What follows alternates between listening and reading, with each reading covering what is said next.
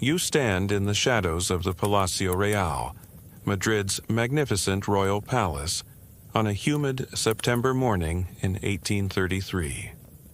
The air hangs thick with the stench of decay and medicine, a nauseating mixture that even the expensive French perfumes cannot mask. Through the ornate windows above you can hear it, the pathetic whimpering of a dying king. Not the dignified passing of a monarch surrounded by loyal subjects and grieving family, but the agonizing death throes of a man being consumed from within by his own depravity. Inside that gilded chamber lies Ferdinand VII of Spain, his body a festering mass of syphilitic sores, each pustule a testament to a lifetime of sexual excess and moral corruption. The doctors hover around his bed, their faces covered with scented cloths to ward off the putrid smell of rotting flesh. They whisper in Latin, desperately trying to maintain some semblance of medical dignity, while treating a disease that everyone knows came from the king's insatiable appetite for prostitutes and violated women. The royal physician, Dr. Pedro Castillo, records in his private journal what he dares not speak aloud. The king's member has nearly rotted away, consumed by chancres so severe that urination has become an act of excruciating torture. His Majesty screams like a wounded animal each time he must relieve himself, the corrupted flesh tearing anew with each flow. The sores have spread across his groin, his thighs, his lower belly, a grotesque map of every brothel visited, every woman violated, every innocent destroyed in the pursuit of momentary pleasure. This is how the most perverted monarch in Spanish history meets his end, not in glorious battle or peaceful old age, but writhing in agony as venereal disease eats away at his body, just as his sexual obsessions had eaten away at Spain itself. The man who proclaimed himself defender of Catholic virtue, who restored the Spanish Inquisition, who wrapped himself in the cloak of religious authority, is dying the most shameful death imaginable for a Catholic king, consumed by the wages of sin itself. But to understand how Ferdinand VII transformed the Spanish crown into a symbol of sexual predation and moral bankruptcy, we must travel back through the decades of his wretched existence. We must witness the systematic corruption of a prince who learned from childhood that power meant the ability to violate others without consequence, and who would spend his entire reign proving that absolute power corrupts absolutely. Before diving into these forgotten stories of survival and suffering, if you enjoy learning about the hidden truths of history, consider hitting that like button and subscribing for more content like this. And please comment below to let me know where you're listening from. I find it incredible that we're exploring these ancient stories together from different parts of the world, connected across time and space by our shared curiosity about the past. The story begins on October 14th, 1784, when Ferdinand was born into a palace that was already a cesspool of sexual intrigue and moral decay. The Bourbon court of Charles IV was not merely corrupt in the political sense.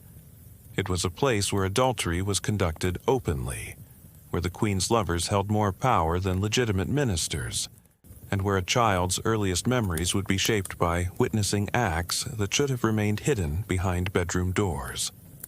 Imagine being that child, wandering through the marble corridors of the palace, hearing strange sounds from behind closed doors, seeing your mother emerge disheveled from chambers that weren't your father's.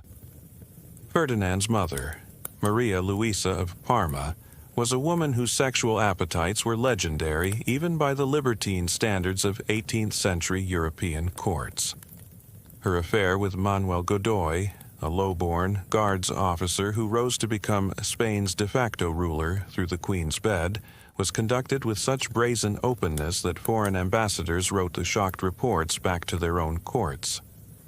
The Prussian ambassador, Baron von Humboldt, wrote in a confidential dispatch, "The Queen of Spain conducts herself with such shameless abandon that even we Protestants, whom the Spanish consider heretics, are scandalized. She parades her lover Godoy before the court and her own children, making no attempt to hide their carnal relations. The young princes and princesses are raised in an atmosphere of such moral degradation that one fears for their future character. The young Ferdinand learned early that in the palace, sex was power, and power was everything. He watched as Godoy, a man with no noble blood or military achievements, commanded ministers and generals simply because he satisfied the queen's desires. He observed how courtiers who should have been insulted by this arrangement instead bowed and scraped before the queen's lover, understanding that access to power flowed through the royal bedchamber. The corruption went even deeper than mere adultery. Palace servants whispered of orgies held in the queen's private apartments, where multiple partners would satisfy Maria Luisa's apparently insatiable appetites. Young Ferdinand, curious and unsupervised, would creep through secret passages to spy on these gatherings. What he witnessed at such a tender age would warp his understanding of human sexuality forever. One night, when Ferdinand was 8 years old, he discovered a scene that would haunt his development. Through a crack in the wall, he watched his mother engaged in sexual acts with 3 men simultaneously, while his father sat in a corner, apparently drugged or drunk into stupor. The violence of the acts, the degradation his mother seemed to embrace, the way powerful men used her body while simultaneously despising her, all of this imprinted itself on the young prince's mind. But Ferdinand's corruption went deeper than mere observation. Contemporary accounts, carefully hidden in private archives and only discovered centuries later, reveal disturbing incidents from his childhood that presage the monster he would become. At the age of 10, palace servants reported finding him torturing cats in the palace gardens, not with the casual cruelty that some children display, but with a methodical sadism that seemed to give him sexual pleasure. He would trap female cats in heat, preventing them from mating while he watched their distress with obvious excitement. The palace veterinarian, Dr. Jose Herrera, left notes describing the mutilated animals he was asked to examine. The prince shows an unhealthy fascination with the reproductive organs of female animals, he wrote. He has been found multiple times conducting what he calls experiments on cats and dogs, always focusing on their genitalia. When questioned, he speaks of wanting to understand how females work, with the intensity that disturbs all who hear it. His tutors, appointed to give him a proper royal education, found themselves dealing with a child who showed no interest in languages, mathematics, or statecraft, but who displayed an obsessive fascination with human anatomy and reproduction. One tutor, Father Jose Maria Blanco, left a private journal describing how the young prince would constantly redirect lessons toward sexual topics, asking inappropriate questions about women's bodies and demanding detailed explanations of sexual acts. Today, His Highness again refused to study Latin, Father Blanco wrote in 1795. Instead, he demanded I explain in detail how children are conceived. When I attempted to provide a modest explanation appropriate to his age, he flew into a rage, calling me a liar and saying he had seen his mother making children with men who were not his father. He then described acts so vile I dare not record them, saying he would do such things himself when he was king. The most disturbing discovery came when Ferdinand was 12 years old. Palace servants found that he had ordered holes drilled in the walls between his chambers and those of the ladies-in-waiting. Through these spy holes he would watch the women undress, bathe, and attend to their personal needs. When confronted, he showed no shame, instead claiming it was his royal right to observe everything that happened in his palace. His parents, preoccupied with their own intrigues and debaucheries, dismissed this as youthful curiosity that he would outgrow. But the holes in the walls were just the beginning. Ferdinand created an elaborate network of passages and peepholes throughout the palace, turning the entire building into his personal voyeuristic playground. He kept detailed notes about what he observed, creating files on every woman in the palace, their physical attributes, their daily routines, their monthly cycles, their sexual activities. These notebooks, discovered after his death and hastily destroyed by horrified officials, reportedly contained drawings and descriptions so explicit that even the libertine courtiers were shocked. He did not outgrow these tendencies. Instead, his voyeuristic tendencies evolved into something far more sinister. By the age of 15, Ferdinand had established a network of servants who reported to him about the intimate activities of everyone in the palace. He knew which courtiers were having affairs, which ladies-in-waiting were virgins, which servants could be pressured into providing sexual favors. He compiled this information obsessively, creating detailed dossiers that he would later use for blackmail and coercion. The young prince also began conducting what he called inspections of the female servants. He would order them to strip naked while he examined their bodies, claiming he was checking for signs of disease or pregnancy that might affect their ability to serve. In reality, these inspections were opportunities for him to indulge his growing sadistic tendencies. He would probe and prod the terrified women, making crude comments about their bodies while they stood shivering and humiliated before him. One servant, Maria Delgado, later testified in a secret church inquiry that Ferdinand had subjected her to weekly inspections from the time she was 14. His Highness would make me stand naked in the cold for hours while he walked around me, touching me with riding crops and other implements. He would ask me degrading questions about my private parts and my experiences with men. When I cried, he would become excited, and the inspection would become more invasive. The palace became his laboratory for experimenting with power and sex. He learned that servants had no recourse when he cornered them in empty corridors and groped them. He discovered that ladies-in-waiting who complained about his advances would find themselves dismissed without explanation. He understood that in the hermetic world of the Spanish court, reputation was everything, and the threat of scandal was more powerful than physical force. His first recorded sexual assault occurred when he was 16. The victim was a 14-year-old chambermaid named Isabella Mendez, whose beauty had caught the prince's attention. The details of this assault, recorded in a secret report by the palace chaplain who heard Isabella's confession, are horrifying in their brutality. Ferdinand didn't merely attempt to rape her. He subjected her to hours of torture designed to break her will. He locked her in a storage room and systematically destroyed her sense of safety and dignity. He forced her to strip naked, then made her perform degrading acts while he watched. When she resisted, he beat her with a leather strap, focusing on her breasts and genitals. He told her that no one would believe a servant over a prince, that her resistance was futile, that she existed only for his pleasure. Isabella's resistance infuriated Ferdinand, who had expected easy submission. When her screams finally brought other servants running, they found the prince standing over her beaten body, calmly adjusting his clothing. The servants who witnessed this scene were immediately sworn to secrecy under threat of death. Isabella was dismissed from palace service that very day and spread rumors that she was a thief, ensuring she would never find respectable employment again.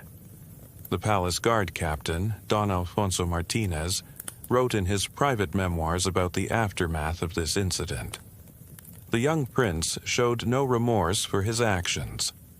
Indeed, he seemed energized by them. In the following days, he could be heard boasting to his companions about breaking in the servant girl. He spoke of plans to systematically assault every young woman in the palace, saying it was good practice for when he would be king. This incident taught Ferdinand a crucial lesson. Resistance could be punished with social and economic destruction.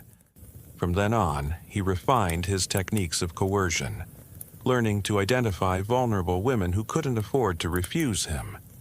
He targeted the daughters of impoverished nobles who needed palace positions to survive, wives of courtiers who depended on royal favor, and widows who had no male protectors. He developed a sophisticated system for procuring victims. Palace servants who refused to help him identify and deliver women were dismissed, or worse. Those who cooperated were rewarded with money and positions. He created what amounted to a rape ring within the palace, with procurers, guards who looked the other way, and doctors who treated injured women without asking questions. By the age of 17, Ferdinand had assaulted dozens of women within the palace walls. His chambers became known as the Wolf's Den among the female servants, who would pray not to be assigned cleaning duties there. The prince had installed locks on the inside of his doors that could not be opened from within, turning his rooms into a trap for any woman unfortunate enough to enter alone. In 1702, at the age of 18, Ferdinand was married to his cousin Maria Antonia of Naples, a match arranged to strengthen Bourbon family ties. Maria Antonia was a cultured, religious young woman who arrived in Madrid full of hope for a happy marriage. She had been told that Ferdinand was a shy, studious young man who would make a gentle husband. The reality she discovered on her wedding night would destroy her physically and psychologically. Contemporary letters from her ladies-in-waiting, discovered in Neapolitan archives, paint a heartbreaking picture of her wedding night and the horrors that followed. The Countess of Montijo, Maria Antonia's principal lady-in-waiting, wrote to her sister, "I cannot describe the sounds that emerged from the royal bedchamber on the wedding night. Our poor princess screamed for hours, while that monster subjected her to torments I dare not name. When we were finally allowed to attend her the next morning, she was so injured that she could not rise from the bed for a week." Ferdinand approached the marriage bed not as a husband meeting his wife, but as a predator claiming prey. He had prepared the chamber with various implements of torture that he claimed were marital aids. He subjected Maria Antonia to acts that violated not just her body, but her deepest religious convictions. He forced her to perform sexual acts that she considered mortal sins, taking sadistic pleasure in her tears and prayers for mercy.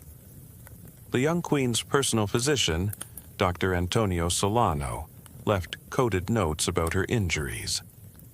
Her Majesty suffers from severe internal trauma consistent with the use of foreign objects.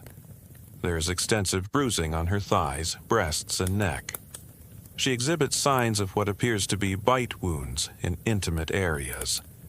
Most concerning are the tears in delicate tissues that suggest violence far exceeding normal marital relations. When Maria Antonia tried to refuse Ferdinand's advances, citing religious prohibitions and her physical injuries, he developed new forms of torture. He would force her to watch while he raped her ladies-in-waiting in their marital bed.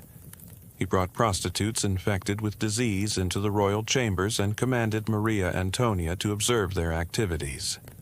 He told her that if she did not submit to his desires, he would assault her younger sister who was due to visit from Naples. The psychological torture was as calculated as the physical abuse. Ferdinand would force Maria Antonia to write letters to her family describing how happy she was in her marriage, dictating the words while holding a knife to her throat. He made her smile and act lovingly toward him during public appearances, knowing that she was trapped between maintaining royal dignity and revealing the truth of her suffering.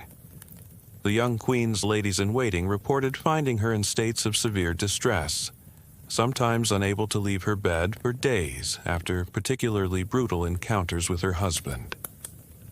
She developed a terror of darkness, knowing that night brought Ferdinand to her chambers. She began sleeping fully clothed in multiple layers, hoping that the difficulty of undressing her might discourage his attacks. It did not. Ferdinand's treatment of his wife went beyond sexual abuse into calculated psychological torture.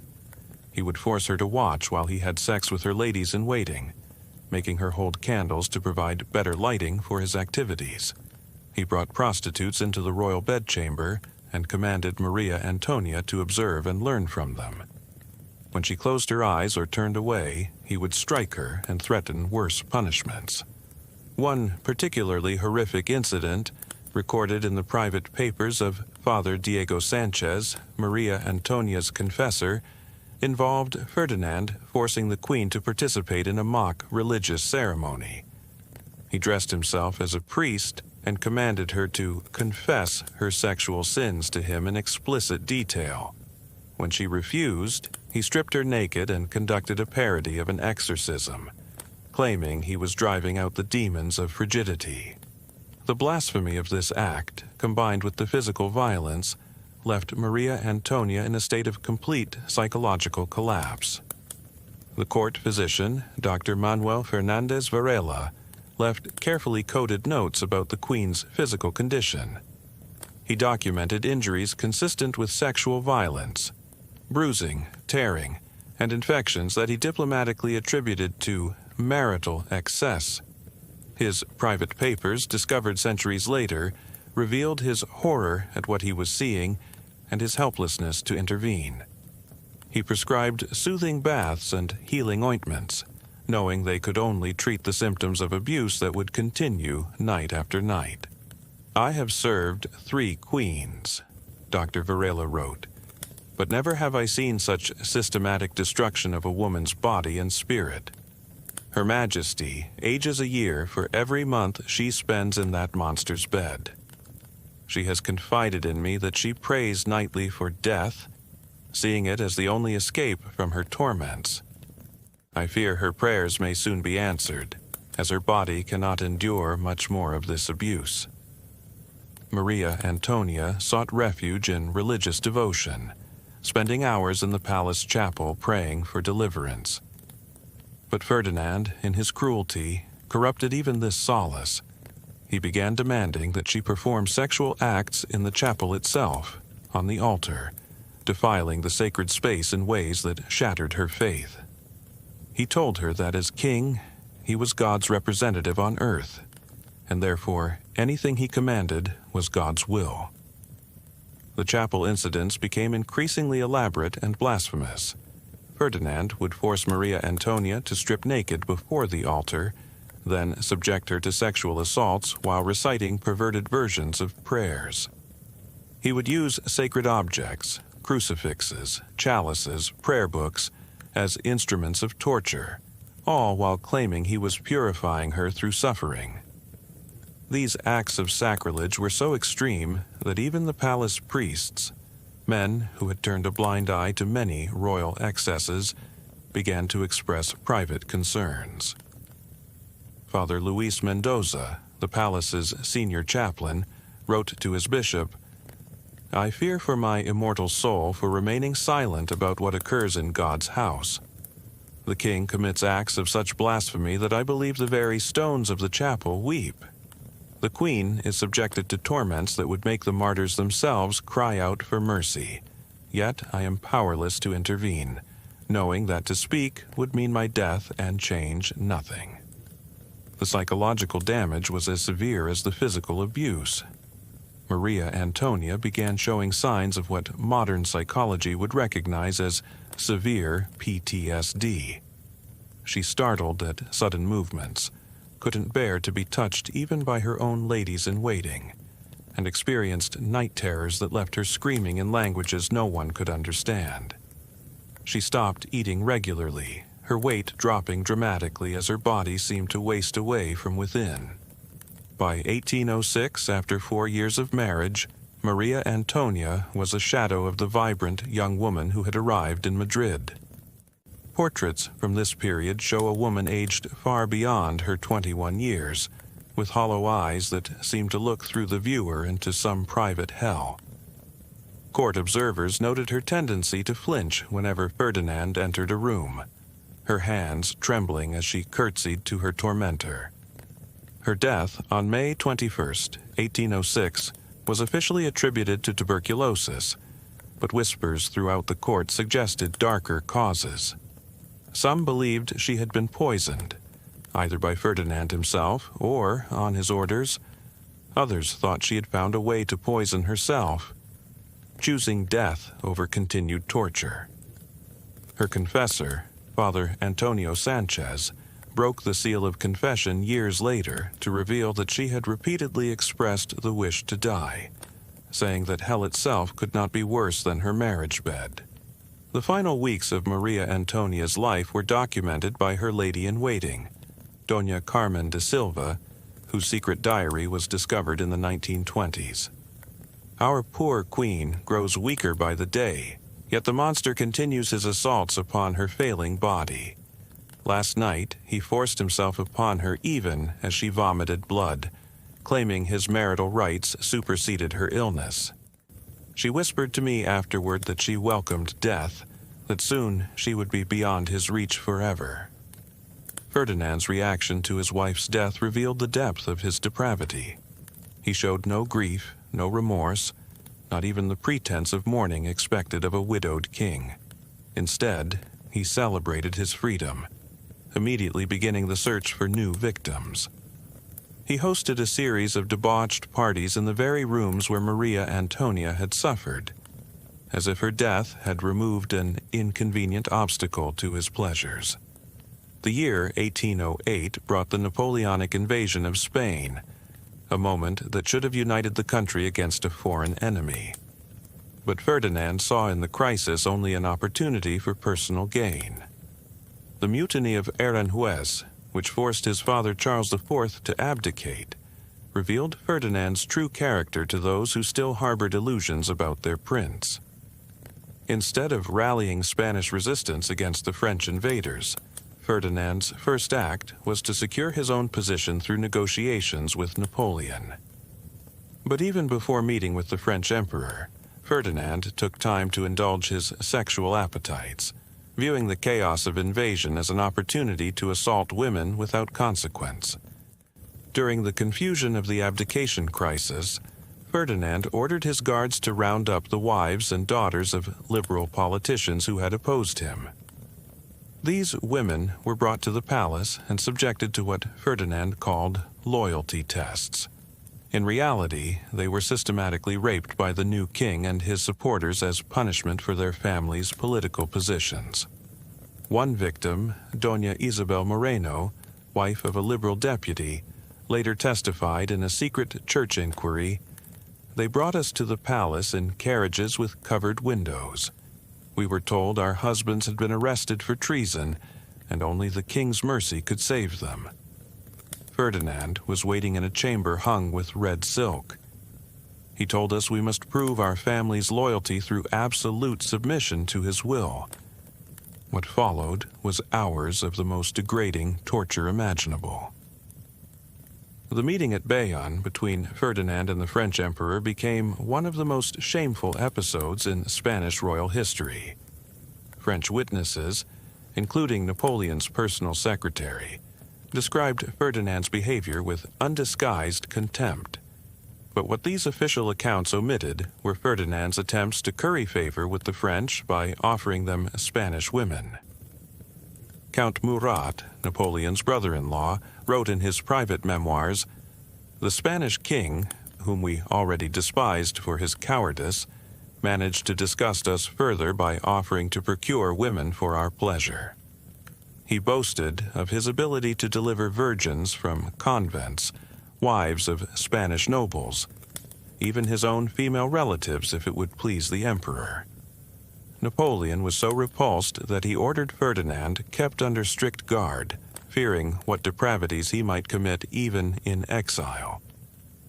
During Ferdinand's exile at the Château de Valençay, paid for by Napoleon as a way to keep the Spanish king under control, his behavior reached new depths of depravity. Free from even the minimal constraints of Spanish court protocol, Ferdinand transformed his exile into an extended orgy. French police reports from the period document numerous complaints from local families about the Spanish king's attempts to seduce or assault their daughters. The French authorities assigned to monitor Ferdinand were shocked by his activities. Captain Jean-Baptiste Moreau wrote in his reports, "The Spanish king has transformed his residence into a brothel that would shame the worst establishments of Paris. He maintains a rotating collection of women obtained through threats, bribes, and outright kidnapping. Local families have taken to sending their daughters to distant relatives rather than risk them catching the king's attention." One particularly disturbing incident involved a 15-year-old French peasant girl named Marie Dubois, who was employed as a kitchen maid in the chateau. Ferdinand cornered her in the wine cellar and attempted to rape her. When she fought back, scratching his face and escaping, he had her arrested on false charges of theft. Only the intervention of the local French prefect, who understood the diplomatic complications of allowing a foreign king to rape French citizens, saved her from imprisonment. But Ferdinand's depravity in France went beyond mere sexual assault. He began conducting what he called experiments on women, attempting to test various aphrodisiacs and sexual implements he had read about in pornographic texts. He maintained detailed notes about these experiments, recording women's reactions to different forms of stimulation and torture with scientific precision. A Spanish exile who served in Ferdinand's household, Don Carlos Mendez, later wrote, "The king's chambers resembled a torture chamber more than royal quarters. He had acquired devices from across Europe, restraints, probes, electrical machines that delivered shocks to intimate areas. He would spend hours testing these devices on whatever unfortunate women he had procured, taking notes like a demented scientist." Ferdinand's years in France were marked by a complete abandonment of any pretense of royal dignity. He contracted multiple venereal diseases from prostitutes, requiring the constant attention of French doctors who were sworn to secrecy about his condition. He organized elaborate orgies with Spanish exiles and French courtesans, often forcing reluctant participants to engage in acts that shocked even the libertine French aristocracy. Letters intercepted by French intelligence revealed the depths of his obsessions. He wrote constantly to agents in Spain, not about the fate of his country or his people, but requesting specific women be sent to him. He maintained detailed lists of Spanish noblewomen he intended to claim upon his return, with notes about their physical attributes and speculation about their sexual experience. One letter, dated July 1810, read, "Send me the Duchess of Montero's daughter, the one with the red hair. Tell her mother that her family's properties will be confiscated unless the girl comes to serve her king. Also, inquire about the 3 Delgado sisters. Are they still virgins? I have plans for them upon my return that require their purity be maintained." When Ferdinand finally returned to Spain in 1814, following Napoleon's defeat, he came back not as a liberator, but as a predator returning to his hunting grounds. One of his first acts was to compile lists of all the women who had married during his absence, expressing particular interest in those whose husbands had died in the war. These war widows, vulnerable and often destitute, became his primary targets. The restoration of Ferdinand VII marked the beginning of what historians would later call the ominous decade, though the term fails to capture the sexual terrorism that characterized his rule. He immediately set about creating a system that would give him unlimited access to women while maintaining a facade of Catholic morality. The re-establishment of the Inquisition served a dual purpose for Ferdinand. Publicly, it demonstrated his commitment to Catholic orthodoxy and traditional values. Privately, it gave him a powerful tool for sexual coercion. He could threaten women with accusations of heresy if they refused his advances, and he could eliminate rivals or angry husbands by having them investigated for religious crimes. The Inquisition archives, sealed for centuries, and only recently examined by scholars, reveal the extent to which Ferdinand weaponized religious authority for sexual purposes. Women who refused his advances would suddenly find themselves accused of witchcraft, Judaism, or Protestant sympathies. The charges were always dropped if they agreed to submit to the king's desires. The case of Doña Teresa Valdez illustrates how Ferdinand weaponized the Inquisition for his sexual purposes. Teresa was the wife of a liberal nobleman who had opposed Ferdinand's absolute rule. In 1815, she received a summons to appear before the Inquisition on charges of reading prohibited books. When she arrived at the tribunal, she found Ferdinand himself waiting in the interrogation chamber. The king explained that the charges would be dropped if she agreed to become his mistress.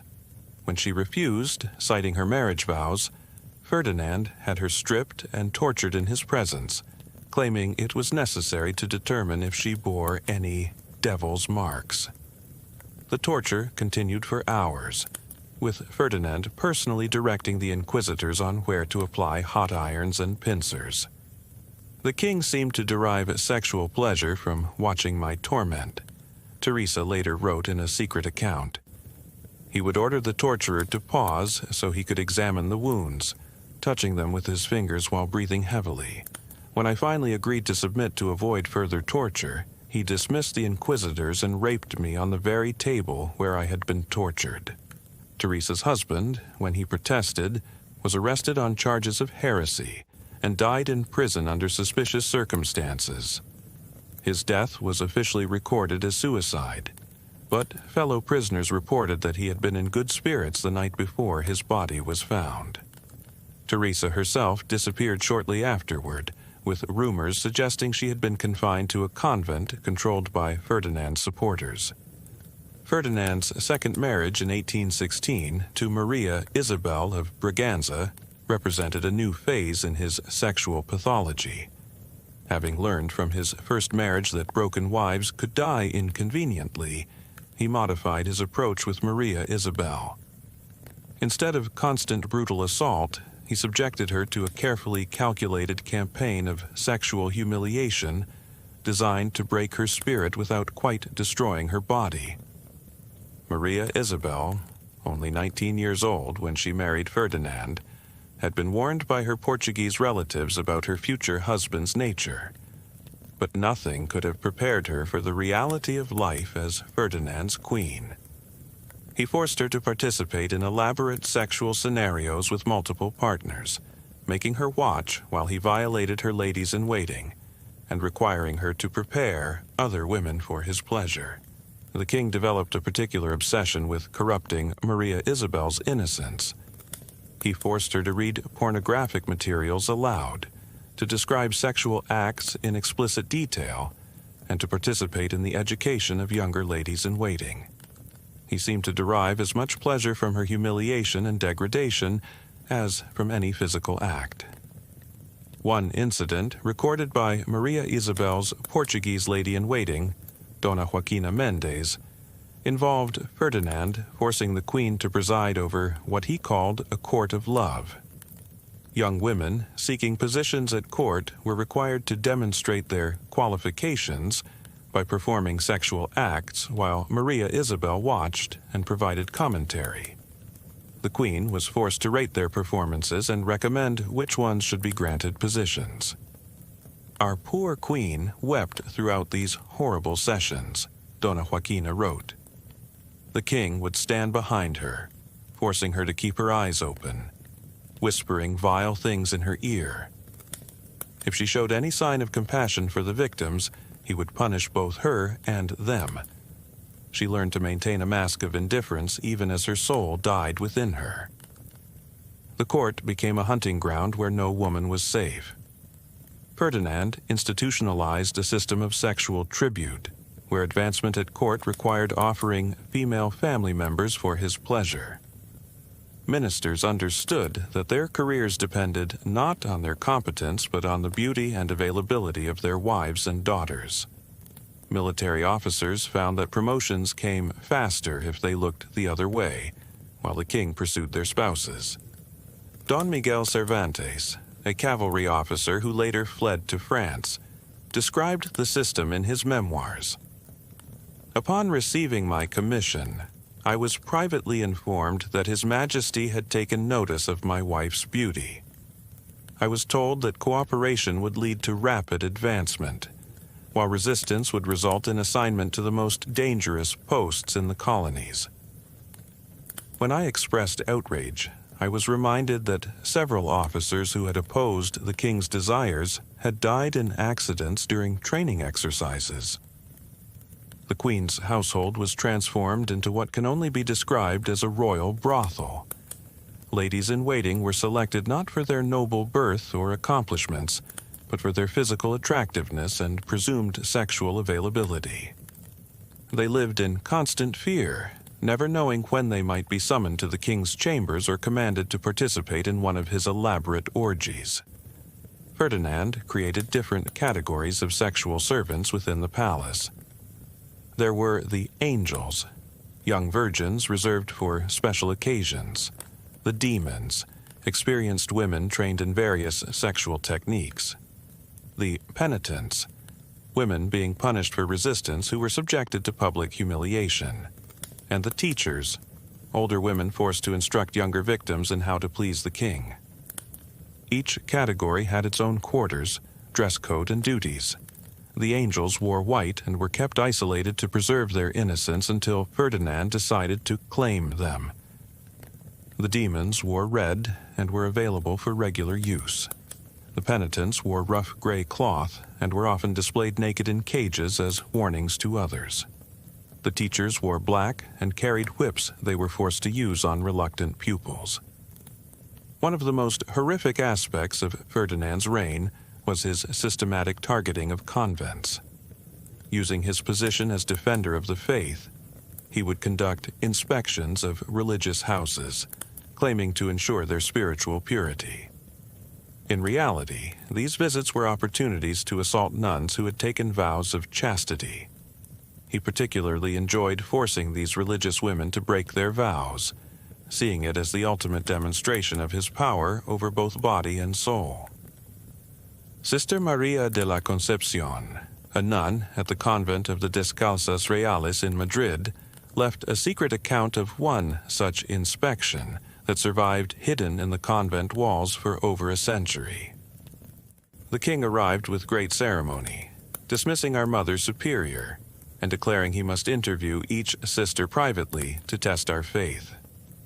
We were brought one by one to the chapel, where he had erected what he called a confession throne. But this was no holy sacrament. He forced us to kneel before him and describe our sinful thoughts in explicit detail. Those who claimed to have none were accused of lying and subjected to purification rituals that involved removing our habits and enduring his touch. Several sisters chose to bite through their own tongues rather than speak the blasphemies he demanded. Others threw themselves from the convent walls that night rather than live with the defilement. The death of Maria Isabel in 1818, like that of his first wife, came under suspicious circumstances. Officially, she died from complications of childbirth, but palace insiders whispered of poison or deliberate medical neglect. Her final confession, sealed for over a century before being discovered in Vatican archives, revealed the full extent of her suffering. She described sexual tortures that she believed had damned her soul, begging God's forgiveness for acts she had been forced to perform. "I have been made to do things that no Christian woman should know exist," she wrote. "My husband has used my body as an altar for his blasphemous rites, forcing me to participate in acts that mock God and nature. I fear that my soul is forever stained, that even death will not free me from the memories of what I have done and seen." Ferdinand's third marriage to Maria Josefa Amalia of Saxony in 1819 lasted barely 2 years before she too died mysteriously. By this time, European royal families were reluctant to send their daughters to the Spanish court, knowing Ferdinand's reputation. Maria Josefa had been virtually sold by her impoverished family, sacrificed to secure financial support from Spain. The Saxon princess arrived in Madrid already knowing her fate. Her sister had written to warn her, "You go to your doom, dear sister. The Spanish king is a monster who has killed 2 wives already.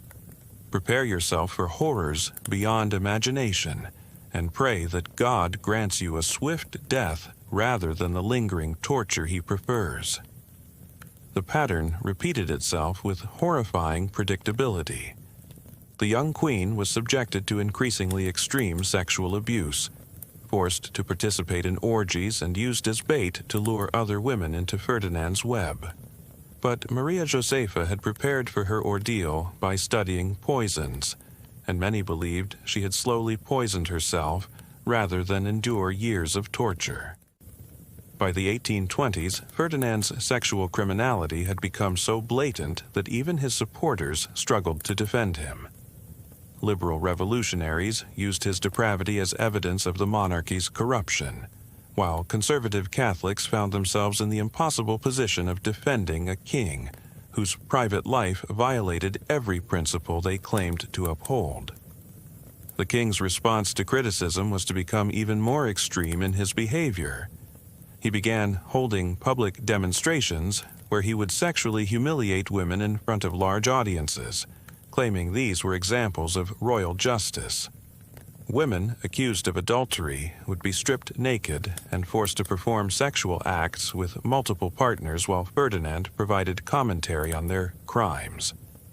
One such demonstration involved Doña Carmen Gutierrez, the daughter of a successful merchant who had refused Ferdinand's advances. The king accused her of seducing a married man and sentenced her to public correction. She was brought to the palace courtyard where hundreds of courtiers were assembled. Ferdinand personally directed her torture, which involved sexual acts so degrading that several observers fainted or fled. "The king transformed our humiliation into a theatrical performance," Carmen later wrote in a letter smuggled to liberal rebels. "He had constructed special furniture designed to display our bodies while we were violated. He provided commentary like a professor lecturing students, explaining how our suffering was just punishment for refusing his divine authority. Some women died during these demonstrations, their bodies removed like stage props while the show continued. Ferdinand maintained detailed records of his conquests, creating what amounted to a catalog of sexual abuse. These documents, discovered after his death and quickly destroyed by embarrassed officials, reportedly contained names, dates, and explicit descriptions of acts performed. He seemed to view his victims not as human beings but as collectibles, trophies of his power to violate anyone he chose. His fourth and final marriage to Maria Cristina of the Two Sicilies in 1829 occurred when Ferdinand was already showing signs of the disease that would kill him. Syphilis, contracted from one of countless prostitutes, had begun to affect his brain and body. Maria Cristina, young and ambitious, calculated that she could endure a few years of marriage to a dying monster in exchange for power as regent for their daughter. Unlike his previous wives, Maria Cristina came to the marriage with full knowledge of what awaited her. She had allies, plans, and the ruthlessness necessary to survive Ferdinand. She managed his declining sexual appetite with clinical efficiency, providing him with other women to minimize her own exposure to his diseased body. She was not a victim, but a co-conspirator, enabling his final years of predation in exchange for political power. "The new queen is as much a monster as her husband," wrote the British ambassador in a confidential dispatch. "She procures women for his pleasure with the efficiency of a brothel madam, keeping detailed records of his preferences and ensuring a steady supply of victims. She shows no more compassion for these poor creatures than he does, viewing them merely as tools to keep the dying king distracted while she consolidates power." The final years of Ferdinand's life were a grotesque spectacle of physical and moral decay. The syphilis that ravaged his body served as a visible manifestation of his inner corruption, Suppurating sores covered his skin, his nose partially collapsed from the disease, and the stench of rotting flesh followed him everywhere. Yet, even in this condition, he continued to pursue his sexual obsessions. Unable to perform sexually due to his disease, Ferdinand turned to voyeurism and sadistic manipulation. He would force women to perform sexual acts with each other while he watched, deriving pleasure from their humiliation and his power to command such degradation. He particularly enjoyed corrupting young virgins by forcing them to witness and participate in orgies, destroying their innocence without even touching them himself. The palace, during these final years, became a charnel house of moral decay.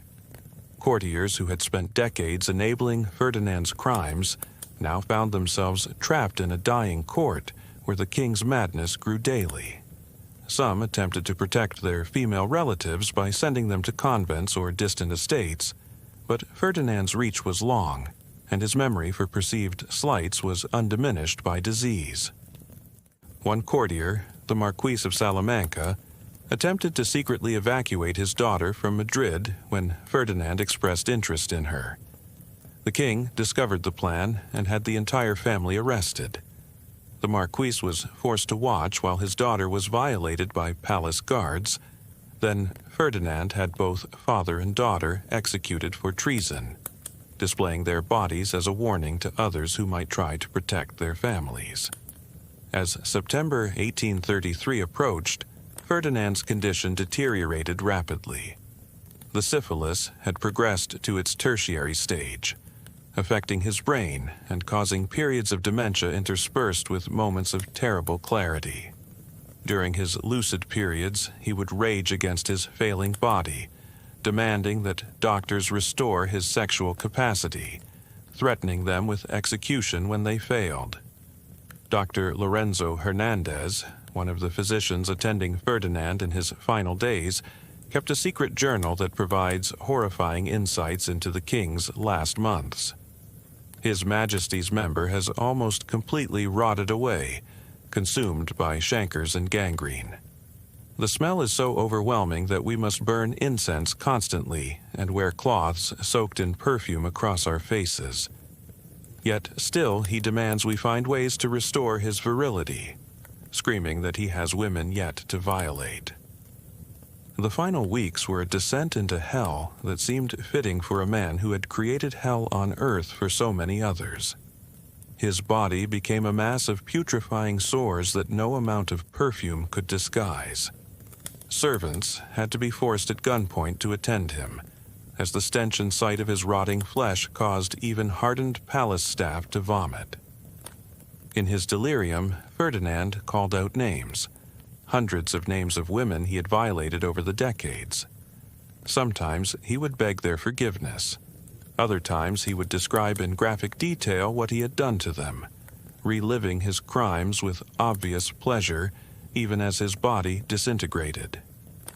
Court scribes, ordered to record the king's final words for posterity, instead burned their notes, unwilling to preserve such depravity.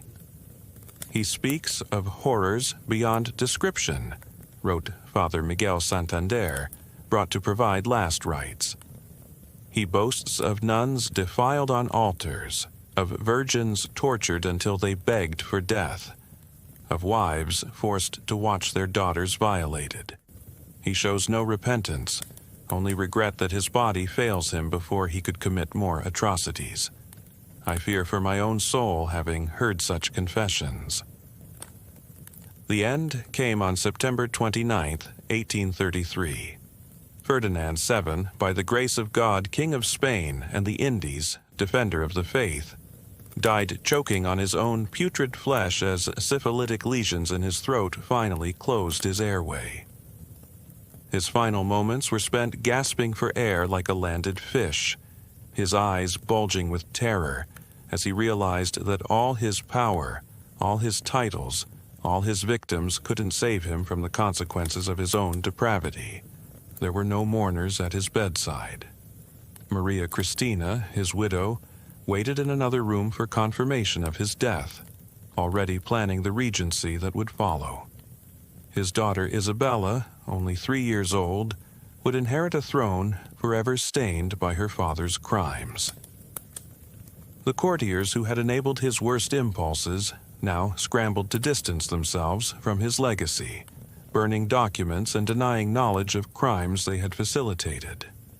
The news of Ferdinand's death spread through Madrid like wildfire, but instead of grief, it brought relief and even celebration. In convents across Spain, nuns held services of thanksgiving. In noble houses where wives and daughters had been violated, families quietly rejoiced. In the streets, people spoke openly, for the first time in decades, about the king's crimes, sharing stories that had been whispered in fear for too long. The task of preparing Ferdinand's body for burial fell to a team of embalmers who later described the experience as the most horrific of their careers. The corpse was so ravaged by disease that it barely held together. Pieces of rotted flesh fell away as they worked, and the smell was so overwhelming that they could only work in short shifts before fleeing to vomit. "We have prepared kings and princes for their final rest," wrote the chief embalmer, "but never have we encountered such physical corruption. The body seemed to embody the moral rot of the man himself. We burned pounds of incense and myrrh, used gallons of perfume, but nothing could mask the stench of evil that clung to his remains." When they prepared his body for burial, embalmers discovered the full extent of his disease. His corpse was so ravaged by syphilis that it barely held together.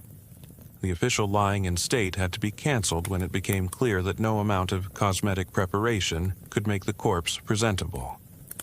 Instead, Ferdinand was hurriedly interred in a closed casket, denied even the pageantry that traditionally accompanied royal deaths.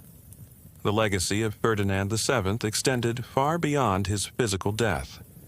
The women he had violated carried their trauma for the rest of their lives. Many never married, unable to bear physical intimacy after what they had endured. Others entered convents, seeking in religious life a purity that Ferdinand had tried to steal from them. Some descended into madness, their minds unable to process the horrors they had experienced. Doña Elena Montoya, who had survived multiple assaults by Ferdinand, wrote in her memoirs, "The king is dead, but he lives on in my nightmares. I cannot bear the touch of any man, even my own father. I see his face in shadows, hear his voice in the wind. He stole more than my innocence. He stole my ability to trust, to love, to feel safe in my own skin. Death was too kind for such a monster." The Spanish monarchy itself was permanently tainted by Ferdinand's reign. His daughter Isabella II would face constant challenges to her legitimacy, with critics pointing to her father's depravity as evidence of the dynasty's unworthiness. The Carlist wars that followed Ferdinand's death were fueled, in part, by those who saw his entire line as corrupted beyond redemption. The economic cost of Ferdinand's depravity was staggering. Millions of reals had been spent on his sexual pursuits, building special chambers, paying off victims' families, maintaining his network of procurers, treating his diseases. Meanwhile, Spain crumbled, losing its American colonies and falling further behind other European powers. The king, who should have been rebuilding his nation after the Napoleonic Wars, had instead turned the country into his personal brothel. More broadly, Ferdinand's reign demonstrated the dangers of absolute power unchecked by any moral or legal constraints. He had used the machinery of state, the Inquisition, the royal guard, the court system, to facilitate his sexual crimes. Every institution that should have protected the vulnerable had instead been weaponized against them. The lesson was clear. Without accountability, even institutions designed for justice could become tools of oppression. The historical record of Ferdinand VII's crimes remained incomplete for over a century. Embarrassed by the depths of royal depravity, Spanish authorities destroyed many documents that detailed his sexual crimes. Survivors were discouraged from speaking publicly about their experiences, and historians were pressured to focus on political rather than personal aspects of his reign. Only in recent decades have scholars begun to piece together the full extent of Ferdinand's sexual terrorism. Private letters, church records, and foreign diplomatic correspondence have revealed patterns of abuse that were even more extensive than contemporary accounts suggested. The true number of his victims will never be known, but evidence suggests it numbered in the thousands. Women from every level of society whose lives were destroyed by a king who saw them as nothing more than objects for his pleasure. Today, tourists walk through the royal palace of Madrid, admiring its Baroque splendor and priceless art collections. Few realize they are walking through rooms where countless women were violated, where a king's sexual depravity was enacted day after day for nearly 2 decades. The palace guides speak of architectural details and historical events, but remain silent about the screams that once echoed through these gilded halls.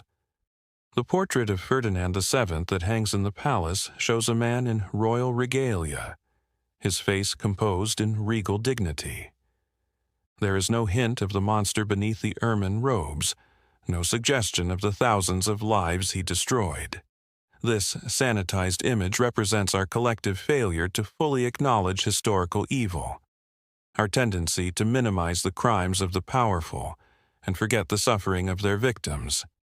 But the women Ferdinand violated deserve better than historical amnesia. They deserve recognition of their suffering, acknowledgement of the crimes committed against them, and understanding that they were victims of systematic sexual terrorism conducted by a man who used his crown as a license for rape. Their stories, long suppressed and forgotten, remind us that sexual violence has always been a tool of oppressive power, and that the powerful have always found ways to silence their victims. The death of Ferdinand VII on that September morning in 1833 marked the end of one man's reign of sexual terror, but not the end of the systems that enabled him. Throughout history, powerful men have used their positions to sexually exploit the vulnerable, confident that their power would protect them from consequences. Ferdinand's syphilitic death reminds us that while human justice may fail, there are some forms of cosmic justice that no amount of power can escape. In the end, the most perverted king in Spanish history died as he deserved. Alone, in agony, consumed by a disease that served as a physical manifestation of his moral corruption. His legacy is not the palaces he built or the territories he ruled, but the countless lives he destroyed in pursuit of his depraved pleasures. He remains a warning from history about what happens when absolute power meets absolute moral corruption, and a reminder that the victims of such power deserve to have their stories told, their suffering acknowledged, and their humanity restored by the historical record. The morning sun that witnessed Ferdinand's final choking breaths also shone on a Spain finally free from his sexual terrorism. In convents and noble houses, in middle-class homes and servant quarters, women who had lived in fear for decades could finally breathe freely.